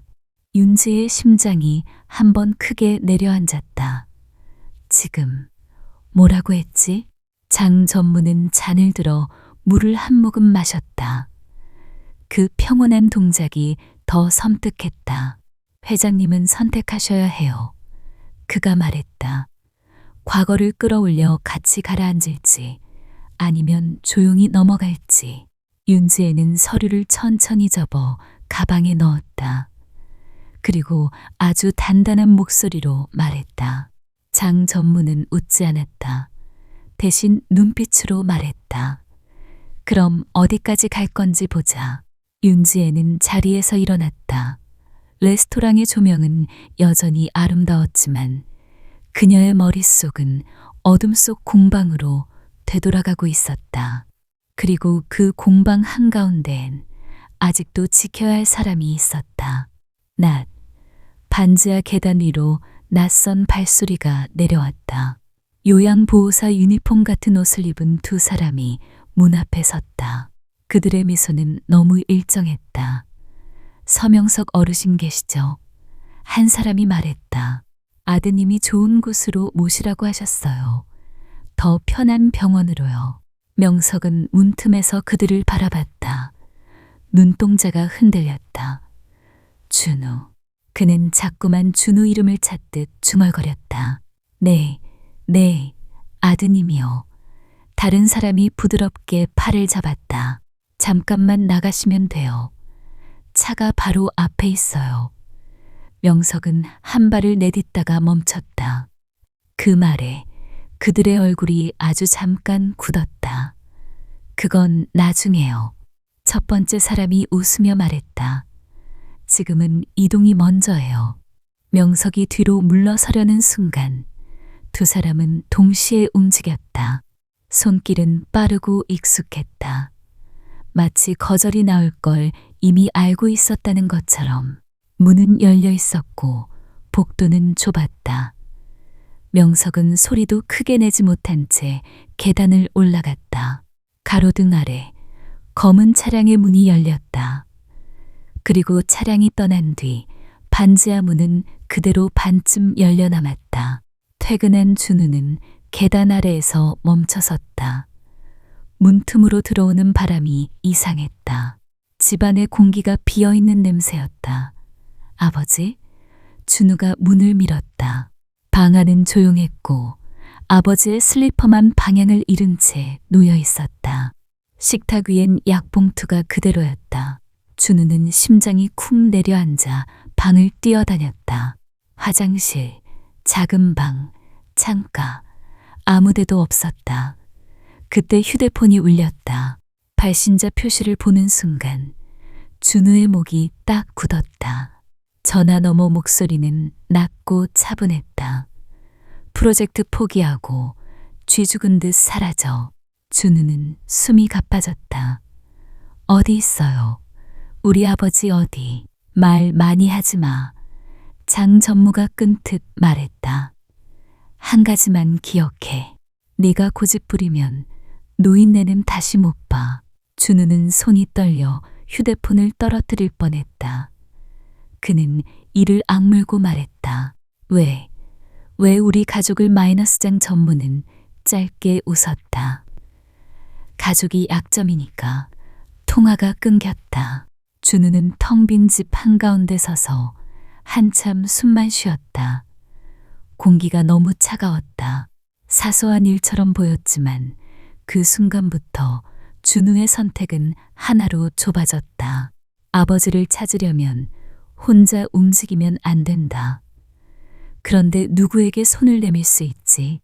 그가 윤지의 이름을 떠올리는 순간 문 밖에서 또 다른 발소리가 들리는 듯했다. 누군가가 아직 끝나지 않았다는 신호를 보내는 것처럼. 비가 다시 시작됐다.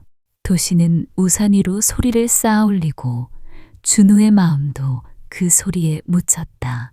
준우는 아버지 사진을 들고 골목을 뛰었다. 사진 속 명석은 젊었고 웃고 있었다. 그 웃음이 오늘 밤엔 더 아팠다. 혹시 이분 보셨어요? 편의점, 약국, 작은 경비실. 그는 숨이 찼지만 멈추지 않았다. 사람들은 고개를 흔들거나 미안한 표정을 지었다. 그는 윤지에게 연락하려 했다. 전화를 걸었다. 신호가 가다 끊겼다. 다시 걸었다. 이번엔 낯선 자동 안내가 들렸다. 연결이 어렵습니다. 준우는 회사로 달려갔다. 하지만 로비 앞에서 보안 요원이 그를 막았다. 출입 권한이 없습니다. 보안 요원의 말은 정중했지만 눈빛은 단단했다. 누가 지시했는지 분명했다. 회장님께 급한 일이 있어요. 준우가 외쳤다. 정말 급해요. 제 아버지가. 보안 요원은 고개를 저었다. 연락처를 남기시죠. 그 순간 준우는 깨달았다. 철저한 고립. 누군가가 의도적으로 그의 손발을 묶고 있었다. 비가 얼굴을 때렸다. 준우는 인도 위에 주저앉았다가 이를 악물고 일어났다. 포기하면 아버지를 돌려준다는 말이 머릿속에서 독처럼 퍼졌다. 그는 떨리는 손으로 편의점에 들어가 작은 메모지와 펜을 샀다. 펜 끝이 종이에 닿자 이상하게도 아버지의 낡은 볼펜이 떠올랐다. 이번엔 도망치지 마라는 그 중얼거림까지. 하지만 준우는 종이에 다른 글을 썼다. 사직서였다. 짧고 단정한 문장. 프로젝트에서 물러나겠습니다. 종이가 젖지 않게 손바닥으로 덮고 그는 회사 우편함 쪽으로 갔다. 우편함 앞에서 잠깐 망설였다. 이걸 넣으면 정말 끝일까? 아니면 끝인 척 해야만 시작될까? 준우는 이를 악물고 사직서를 밀어 넣었다. 그 순간 마음 한쪽이 무너져 내리는 소리가 들리는 것 같았다. 그리고 바로 그때 휴대폰이 다시 울렸다. 또 장 전무일까 싶어 손이 굳었는데 화면에는 알 수 없는 번호가 떴다. 준우는 숨을 삼키고 받았다. 여보세요. 상대는 말이 없었다. 대신 아주 짧게 위치를 암시하는 듯한 바람 소리만 들렸다. 준우의 등골이 서늘해졌다. 윤지의 집무실은 조용했다.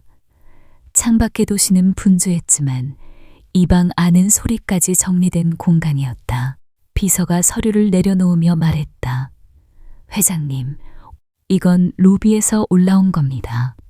서류 맨 위에 젖은 흔적이 남은 종이가 있었다. 윤지혜는 종이를 집어들자마자 표정이 변했다. 사직서, 서준우의 이름, 그리고 짧은 문장. 윤지혜는 종이를 한 번 더 읽었다. 물러나겠습니다. 그 문장이 이상할 만큼 절박하게 느껴졌다. 이거 누가 받았지? 윤지혜가 물었다. 비서가 조심히 답했다. 로비 우편함 쪽에서요. 보안팀이 서준우 씨 출입을 막았다고 합니다. 윤지혜의 손이 천천히 멈췄다. 그녀는 숨을 내쉬었지만 편해지지 않았다. 막았다. 누가? 왜 지금? 그녀는 자리에서 일어나 책상 서랍을 열었다. 그리고 법인 차량 관리 시스템을 켰다. 화면에 로그가 쭉 떴다. 서준우를 태워다 준 차량. 윤지혜가 말했다. 어젯밤 기록. 비서가 놀라며 말했다. 회장님, 그건 마이너스. 윤지혜는 이미 클릭하고 있었다. GPS 경로가 지도 위에 그려졌다. 반지하 주소에서 출발해 잠깐 멈추고 그리고 외진 곳으로 길게 이어졌다. 윤지의 눈이 가늘어졌다. 집이 아니네. 비서가 급히 말했다. 경호팀을 부르겠습니다. 경찰도 마이너스. 윤지혜는 고개를 저었다. 지금 움직이면 그쪽도 움직여. 그녀는 코트를 집어들었다.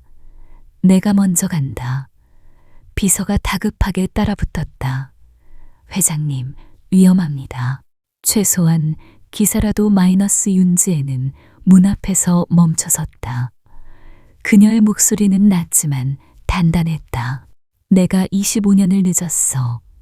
그리고 아주 짧게 덧붙였다. 이번엔 늦지 않겠어. 윤지혜는 혼자 차에 올랐다. 손은 핸들을 잡고 있었지만 마음은 목에 걸린 목걸이를 잡고 있었다. 그 목걸이가 단순한 장식이 아니라는 걸 이제는 안다. 그 안에 누군가의 결백과 약속이 잠겨 있다. 차는 도심을 빠져나갔다. 빌딩이 줄어들고 가로등이 성겨졌다. 지도 속 점이 목적지에 가까워질수록 윤지의 숨도 짧아졌다. 멀리서 낡은 창고 같은 건물이 보였다. 창문은 어둡고 주변은 너무 조용했다. 조용해서 더 위험했다. 윤지혜는 차를 멈추고 휴대폰을 꺼냈다. 경찰 번호를 누르려는 순간 마이너스 창고 안쪽에서 아주 희미한 금속 소리가 들렸다. 들렸다. 마치 누군가가 잠금 장치를 만지는 소리처럼 윤지의 손이 멈췄다. 그리고 그녀는 차문을 열었다. 준우는 젖은 사직서 사본을 구겨진 채 골목을 다시 뛰었다. 휴대폰에 뜬 마지막 메시지. 짧은 주소. 그리고 한 줄. 지금 가면 늦지 않습니다. 그 문장이 누군가의 양심처럼 느껴졌다. 그는 숨을 토해내며 택시 문을 열었다. 기사님, 여기요. 제발, 최대한 빨리요. 창밖 풍경이 흐려졌다. 도시가 끝나고 가로등이 성켜지고 길이 거칠어졌다. 차가 멈춘 곳은 낡은 물류 창고였다. 간판도 없고 창문도 어두웠다. 조용해서 더 이상했다. 준우는 문을 밀었다. 안에서 냄새가 났다. 소독제 흉내를 낸 향, 오래된 먼지, 그리고 숨겨진 긴장. 복도 끝에서 누군가가 길을 막았다. 요양원 직원처럼 보이는 남자였다. 하지만 눈빛이 너무 단단했다. 여긴 출입 금지입니다. 남자가 말하자 준우는 이를 악물었다.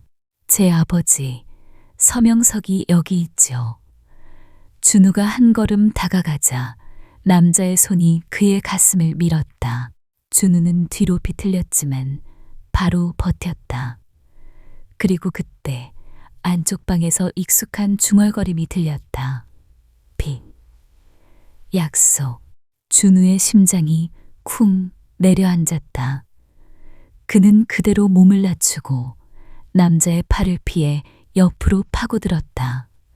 복도는 좁았다. 누군가의 손이 그의 어깨를 잡아당겼다. 이 자식. 낮은 욕설이 스쳤고 준우는 벽에 등을 부딪혔다. 머리가 잠깐 멍해졌다. 그는 문을 하나 열었다. 그 안 침대 위에 아버지가 있었다. 팔과 다리가 천으로 고정된 채 명석은 눈을 크게 뜨고 있었지만 초점이 흔들렸다.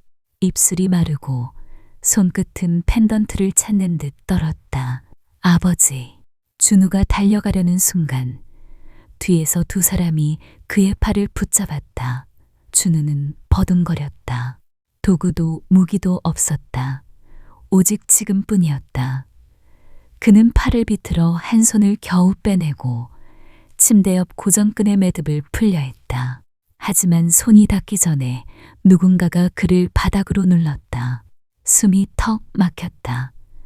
차가운 바닥의 감촉이 뺨에 닿았다. 그만해. 낮고 차분한 목소리. 너 때문에 더 커진 거야. 장전무의 그림자가 문 밖에 서 있었다. 준우는 이를 악물고 고개를 들었다. 아버지 건드리지 마요. 목소리가 떨렸지만 눈은 흔들리지 않았다. 장전무가 한 발 다가왔다. 그 순간 바깥에서 굵은 엔진 소리가 들렸다. 그리고 바로 그때 마이너스 쾅. 창고 출입문 쪽에서 큰 소리가 터졌다. 복도 끝이 한꺼번에 밝아지며 균일한 발걸음이 들어왔다. 검은 방패, 파란 조끼, 그리고 선명한 외침. 경찰입니다. 움직이지 마. 준우의 눈이 커졌다. 그들 사이로 윤지혜가 들어왔다. 코트 자락이 바람에 흔들렸다. 그녀는 바닥에 눌린 준우를 보고 한치도 망설이지 않았다. 내 사람에게 손대지 마. 그 한마디가 창고의 공기를 갈랐다. 장전무의 얼굴이 굳었다. 준우는 그 표정을 보며 알았다. 이건 구출이 아니라 전쟁의 시작이라는 걸. VIP 병실의 조명은 부드러웠다. 그러나 침대 옆 공기는 무겁게 가라앉아 있었다. 명석은 산소줄이 아니라 조용한 침묵에 묶여있는 사람처럼 보였다. 준우는 침대 끝에 서서 손을 꼭 쥐었다. 손바닥에 자국이 남아 있었다. 그는 아무 말도 못하고 아버지의 숨만 세었다. 윤지혜는 한 발 늦게 병실로 들어왔다. 경호원이 문을 닫자 그녀는 그제야 무너지는 듯 의자에 앉았다. 서명석 씨, 윤지혜가 낮게 불렀다. 나야. 그녀는 조심스럽게 명석의 손을 잡았다.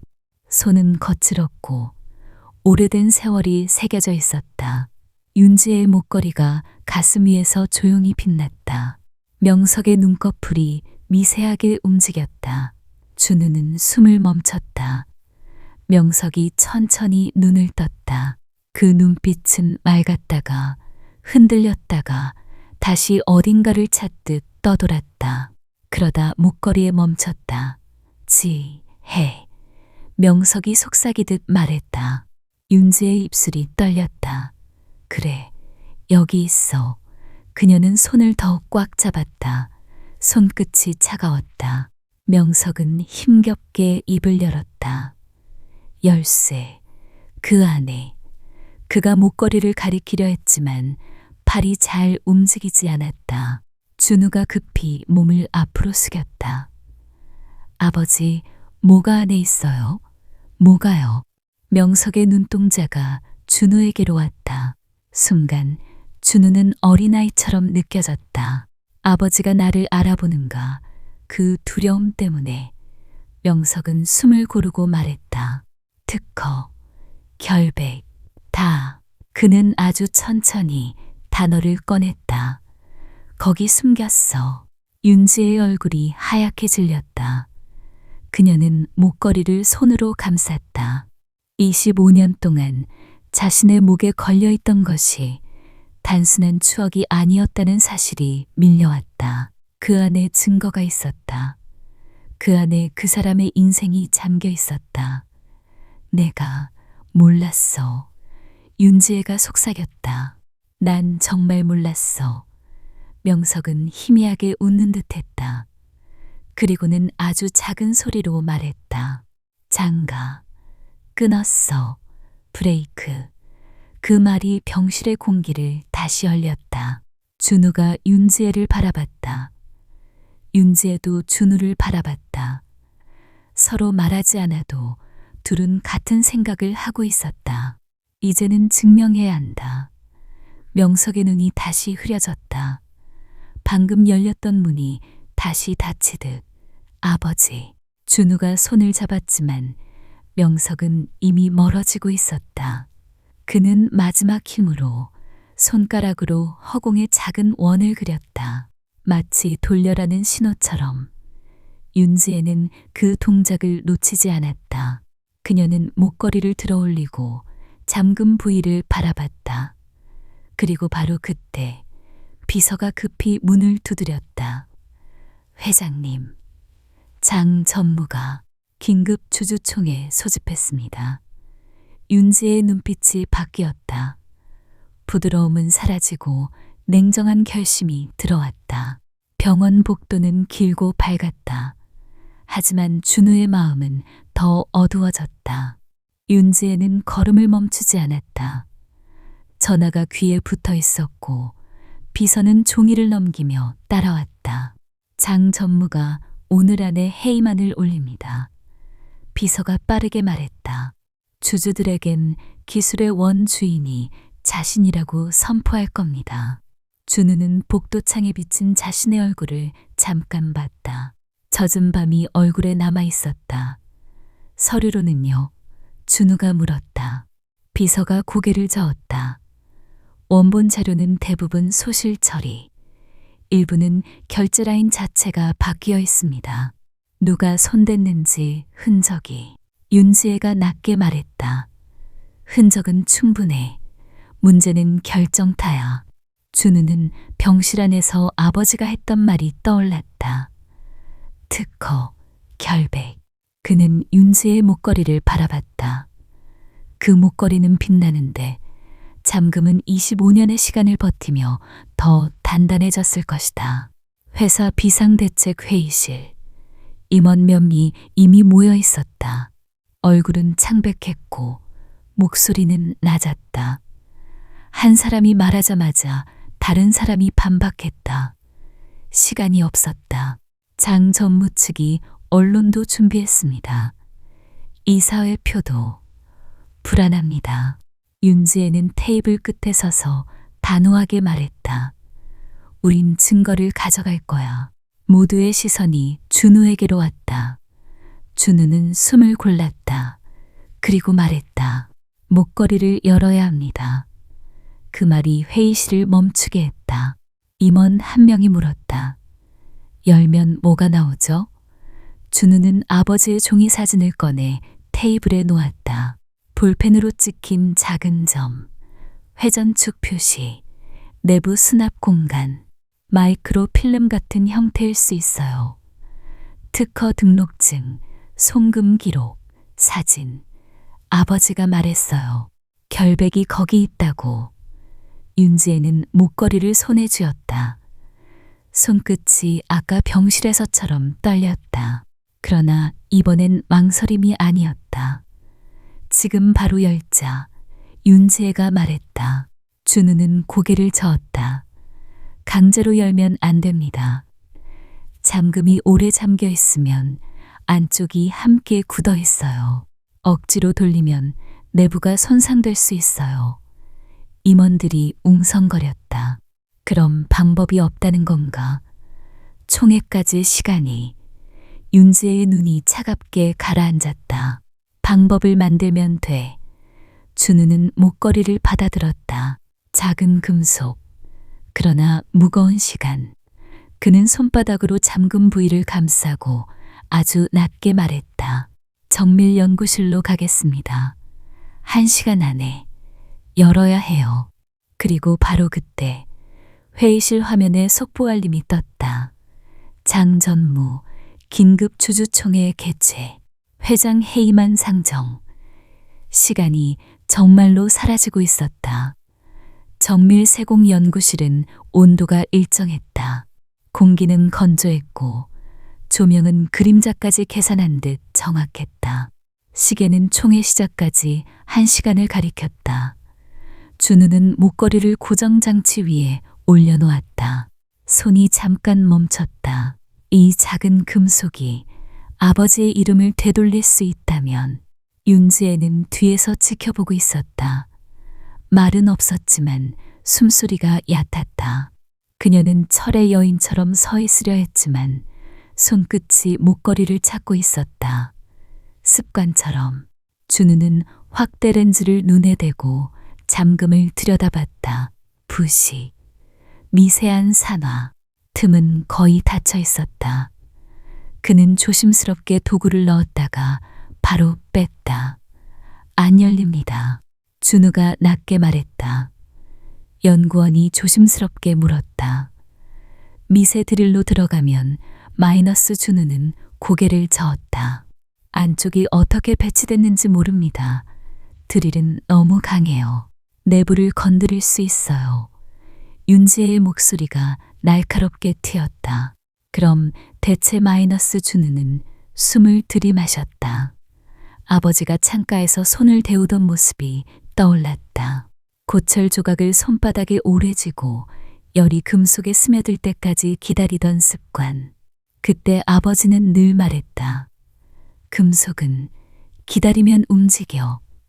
준우는 연구실 한쪽의 작은 가열 장치를 바라봤다. 팽창을 이용해야 합니다. 회장님 목걸이입니다. 조금만 실수해도 변형이 마이너스. 준우는 단호히 말했다. 실수하면 끝입니다. 하지만 지금은 다른 길도 없습니다. 윤지혜가 한 걸음 앞으로 나왔다. 네가 할 수 있어? 준우는 잠깐 눈을 감았다. 아버지의 볼펜 그림, 마지막 손가락 원, 돌려라는 신호. 그는 눈을 뜨고 대답했다. 아버지가 하던 방식으로 하겠습니다. 준우는 장갑을 끼고 가열 장치를 아주 낮은 온도로 맞췄다. 뜨거움이 아니라 정밀한 변화가 필요했다. 그는 목걸이를 고정하고 특정 부위만 따뜻해지도록 가열 위치를 조정했다. 초침 소리가 크게 들리는 것 같았다. 윤지혜는 입술을 깨물었다. 부탁이야. 그 말이 기도처럼 흘러나왔다. 준우는 렌즈를 통해 미세한 틈을 보며 손으로 아주 작은 회전을 시도했다. 아직 움직임은 없었다. 그런데 바로 그때 마이너스 딱 아주 작은 소리가 났다. 준우의 손이 멈췄다. 움직인 건지 부서진 건지 아직 알 수 없었다. 윤지혜의 숨이 멎었다. 호텔 대연회장은 조명이 화려했다. 그 빛 아래서 사람들의 표정은 더 단정해 보였고 말은 더 매끄럽게 포장되었다. 주주총회장은 이미 절반이 장 전무의 분위기였다. 그는 단상 뒤 대형 스크린 앞에 서서 한 장씩 자료를 넘겼다. 박수는 길지 않았지만 고개 끄덕임이 많았다. 그게 더 무서웠다. 루미나는 안정이 필요합니다. 장 전무가 마이크를 잡고 말했다. 저는 25년간 기술과 경영을 함께 이끌어왔습니다. 스크린에 헤리티지 렌더링이 떴다. 사람들은 감탄했다. 화려한 이미지가 진실처럼 보이기 때문이다. 장 전무는 한 박자 쉬었다가 조용히 칼을 꺼냈다. 그리고 회장님은 오래된 감정에 흔들리고 있습니다. 앞줄에서 몇몇 의사가 눈을 마주쳤다. 윤재의 빈자리가 더 크게 보였다.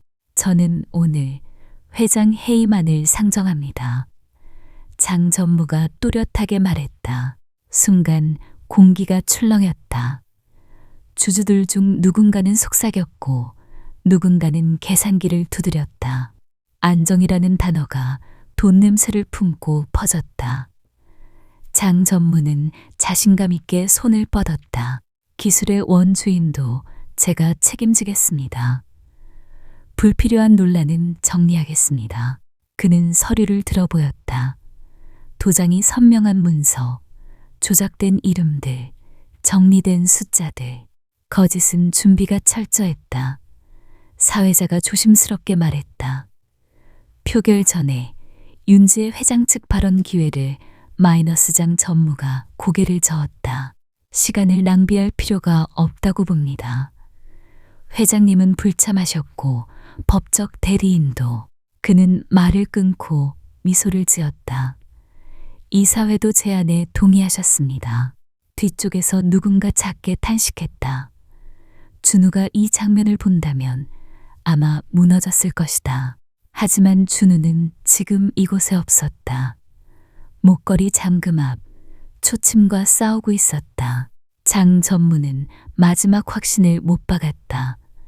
표결을 진행하겠습니다. 사회자가 의사봉을 들었다. 또 소리가 울리려는 순간 마이너스 연회장 입구 쪽이 술렁였다. 사람들이 동시에 고개를 돌렸다. 문 앞에서 누군가가 들어오려는 그림자가 길게 드리워졌다. 장 전무의 눈빛이 잠깐 흔들렸다. 그는 아직 몰랐다. 자신의 승리가 가장 짧은 승리가 될 수 있다는 것을. 호텔 대연 회장 앞 붉은 카펫은 매끈했다. 그 위를 지나가는 구두들은 모두 같은 속도, 같은 각도였다. 마치 이곳에선 흔들리면 안 된다는 규칙이 있는 것처럼. 입구 바깥에서 준우는 휠체어 손잡이를 꽉 쥐었다. 휠체어 위, 명석은 담요를 덮고 있었다. 눈은 맑다가도 멀어졌다가 다시 준우를 찾듯 돌아왔다. 아버지, 조금만 버티세요. 준우가 속삭이자 명석은 작은 소리로 중얼거렸다. 빚, 약속. 윤지혜는 그 옆에 서 있었다. 평소처럼 차가운 표정이었지만 손에는 목걸이가 아니라 작은 검은 케이스가 쥐어져 있었다. 그 케이스 안에는 방금 전 연구실에서 딱 하고 열려준 잠금의 결과가 들어있었다. 입구를 지키던 직원이 다가와 팔을 벌렸다. 관계자 외 출입이 마이너스 윤지혜가 눈만 돌렸다. 내가 관계자다. 직원이 말을 잇지 못하는 순간 장내에서 사회자의 목소리가 스피커로 울렸다. 표결을 진행하겠습니다. 준우의 심장이 철렁 내려앉았다. 시간이 없다. 여기서 멈추면 아버지의 이름은 또 지워진다. 그리고 바로 그때 윤지혜가 앞으로 걸었다. 경호원도 없이, 하지만 한 번도 밀린 적 없는 걸음으로 문이 열렸다. 안쪽의 조명이 밖으로 쏟아져 나왔다. 수백 개의 시선이 동시에 입구로 꽂혔다. 저 사람 누구야? 윤지혜 회장. 웅성거림이 파도처럼 밀려왔다. 윤지혜는 한치도 고개를 숙이지 않았다. 준우는 휠체어를 밀었다. 바퀴가 카펫을 눌렀고 그 소리가 이상하게도 크게 들렸다. 장 전무가 단상 위에서 입구를 바라봤다. 표정이 잠깐 굳었다가 바로 웃음을 만들어냈다. 회장님, 늦으셨네요. 절차는 윤지혜가 마이크를 잡지도 않고 말했다. 절차를 멈춰. 사회자가 얼어붙었다. 회장님, 이미 마이너스 윤지혜는 명석을 가리켰다. 저분의 이름을 들을 마지막 기회다. 카메라 플래시가 터졌다. 기자들이 일제히 셔터를 눌렀다. 그 빛 속에서 명석은 잠깐 눈을 가늘게 뜨고 사람들 사이를 바라봤다. 준우는 휠체어를 단상 쪽으로 밀었다. 누군가의 지시를 받은 눈빛이었다. 준우가 한 발도 물러서지 않자 윤지혜가 조용히 한마디 했다. 비켜. 지금 막으면 너희도 함께 책임진다. 보안 요원은 흔들렸다. 그 흔들림이 통로를 만들었다. 준우는 마침내 단상 아래에 섰다. 손은 떨렸지만 그의 눈은 흔들리지 않았다. 그는 스크린 연결잭을 바라봤다. 이제 증명할 차례였다. 단상 위 공기는 더 뜨거웠다. 준우는 케이블을 스크린 단자에 꽂았다. 손끝이 미세하게 떨렸다. 여기서 한 번만 실수하면 모두의 웃음거리로 끝난다. 그 생각이 목구멍을 조였지만 그는 숨을 고르고 손을 고정했다. 윤지혜가 옆에서 검은 케이스를 열었다. 그 안에서 목걸이가 나왔다. 그리고 준우는 자신의 주머니에서 아버지의 반쪽 펜던트를 꺼냈다. 투박하고 그을린 금속 조각. 하지만 준우는 그 무게를 믿었다. 뭐 하는 겁니까? 장 전무가 단상 아래에서 소리쳤다. 저 쇼를 중단시키세요. 그는 뛰어 올라오려 했지만 경호원들이 막아섰다. 장 전무의 팔이 허공에서 멈췄다. 그 순간 얼굴에 올라온 당황이 카메라에 그대로 잡혔다. 준우는 두 조각을 마주대었다. 절단면이 서로를 알아보듯 가까워졌다. 그리고 바로 그때 마이너스 철컥. 소리가 마이크를 타고 장내에 울렸다. 사람들의 웅성거림이 한순간 사라졌다. 그 짧은 정적이 오히려 더 컸다. 명석이 휠체어에서 몸을 조금 일으켰다. 눈동자가 준우의 손을 따라 움직였다. 그래, 그거. 명석의 목소리는 작았지만 준우는 들었다. 준우는 결합된 펜던트를 천천히 돌렸다. 연결부가 맞물리며 내부 렌즈가 자리 잡는 느낌이 손끝에 전해졌다. 빛을 주세요. 준우가 연구실에서 가져온 작은 조명을 들어올렸다. 윤지혜가 직접 조명을 켰다. 그 빛이 펜던트를 통과하는 순간 스크린이 하얗게 번졌다. 그리고 사진이 나타났다. 1998년 날짜가 찍힌 특허 등록 서류. 서명석이라는 이름, 지워지지 않은 글씨, 또렷한 서명. 이어지는 화면엔 한 장의 사진이 떴다. 젊은 날의 명석과 윤지혜가 공방 앞에서 웃고 있었다. 목걸이는 아직 완성 전이었고 두 사람의 손은 같은 금속 조각을 붙잡고 있었다. 장내에서 숨이 새어나왔다. 진짜였어. 저 이름. 누군가는 입을 가렸고 누군가는 의자에서 벌떡 일어났다. 장 전무가 다시 소리쳤다. 조작입니다. 저건 윤지혜가 처음으로 마이크를 잡았다. 목소리는 흔들리지 않았다. 조작이라면 법정에서 말해. 그 한마디가 연회장 공기를 갈랐다. 준우는 스크린 아래로 내려다보았다.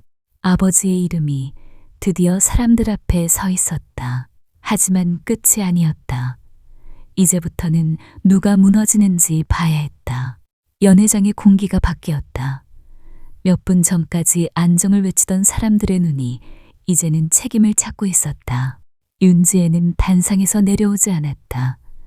그녀는 서류 화면을 한 번 더 넘겼다. 특허만이 아니었다.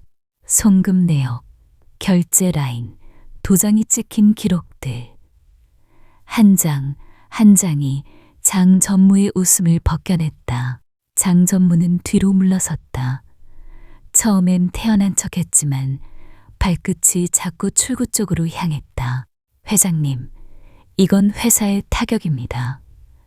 그가 낮게 말했다. 여기서 멈추면 모두를 살릴 수 있어요. 윤지혜는 눈을 깜빡이지 않았다. 모두가 아니라 너를. 그 말이 떨어지자 장 전무의 표정이 딱딱하게 굳었다. 그는 갑자기 미소를 지었다. 마지막 카드처럼 당신도 책임이 있어. 장 전무가 목소리를 높였다. 25년 동안 왜 몰랐지? 왜 확인 안 했지?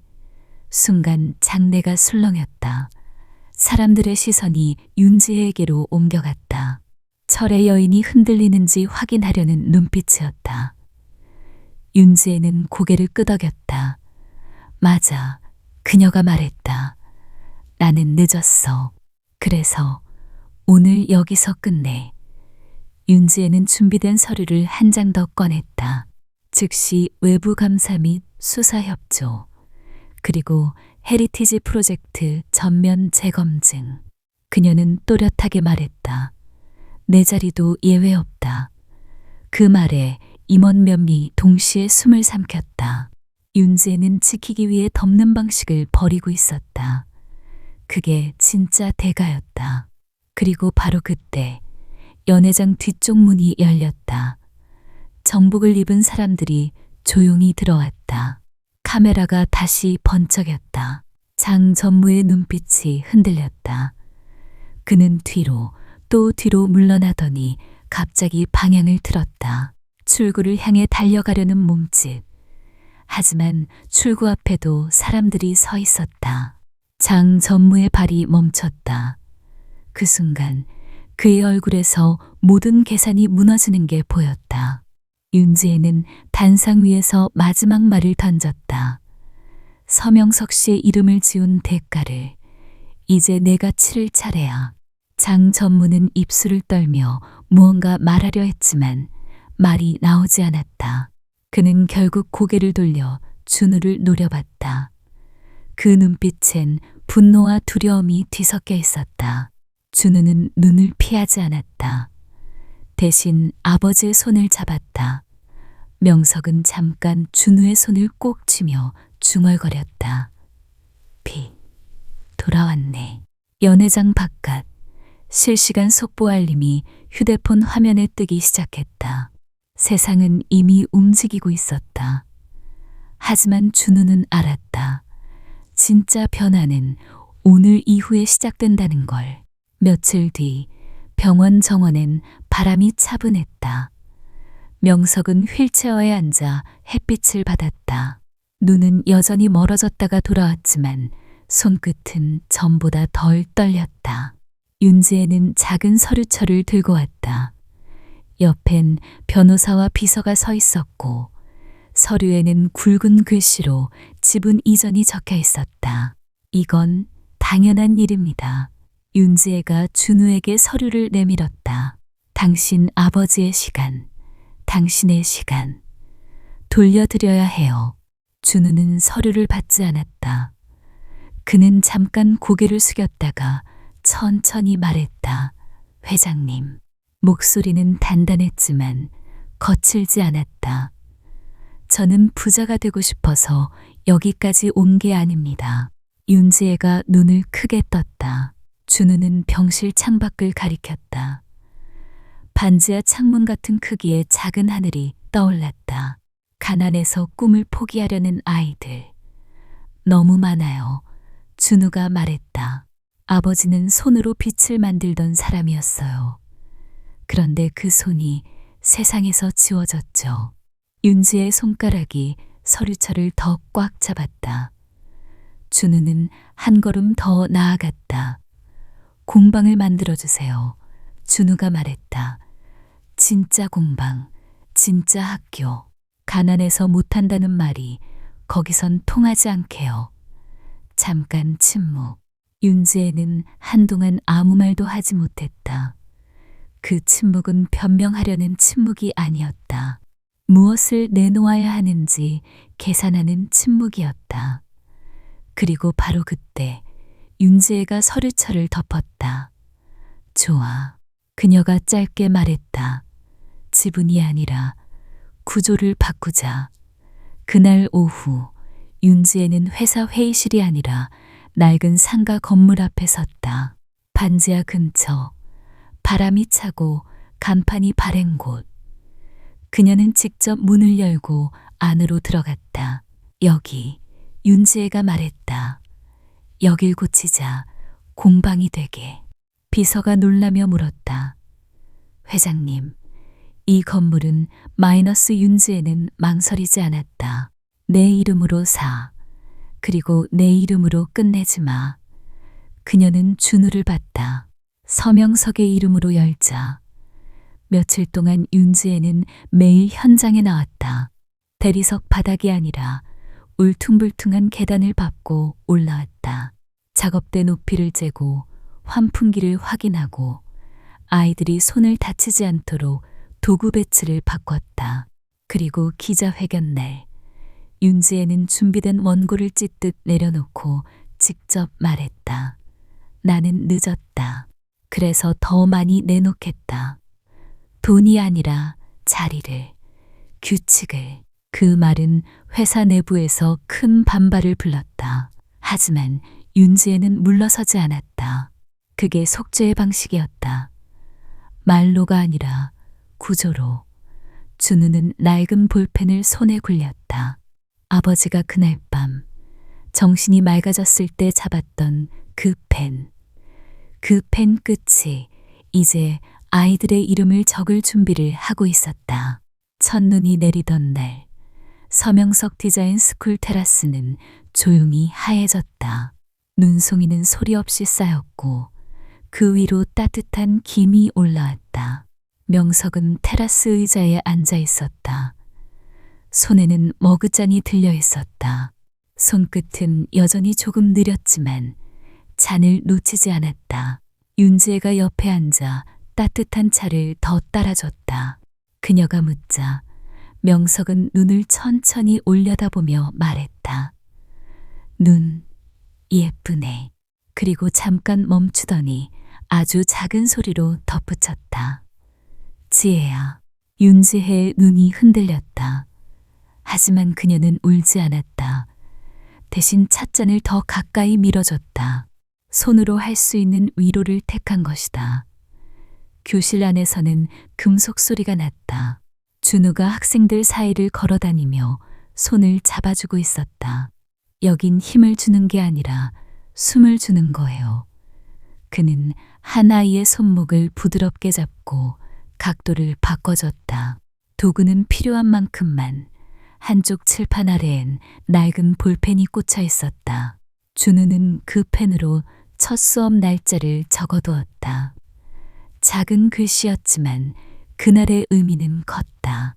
쇼케이스 중앙에는 목걸이가 놓여 있었다. 두 개의 반쪽이 하나로 이어져 있었다. 연결된 자리엔 금빛 선이 남아 있었다. 상처를 숨기지 않고 오히려 정직하게 드러낸 자국. 학생 하나가 쇼케이스 앞에서 물었다. 선생님, 왜 저건 금색 선이 있어요? 그냥 깔끔하게 하면 더 예쁠 텐데. 준우는 잠깐 멈춰섰다. 그리고 미소를 아주 작게 지었다. 그 선이 약속이야. 준우는 말했다. 부서진 적이 있다는 걸 잊지 않겠다는 약속. 그리고 다시 이어졌다는 약속. 창밖에서 명석이 천천히 고개를 돌렸다. 테라스 유리 너머로 준우와 눈이 마주쳤다. 명석은 입술을 달싹이며 마치 오래전 공방에서 하던 것처럼 손가락으로 작은 원을 그렸다. 돌려서 그 말이 또렷한지 희미한지 준우는 확신할 수 없었다. 하지만 한 가지는 확실했다.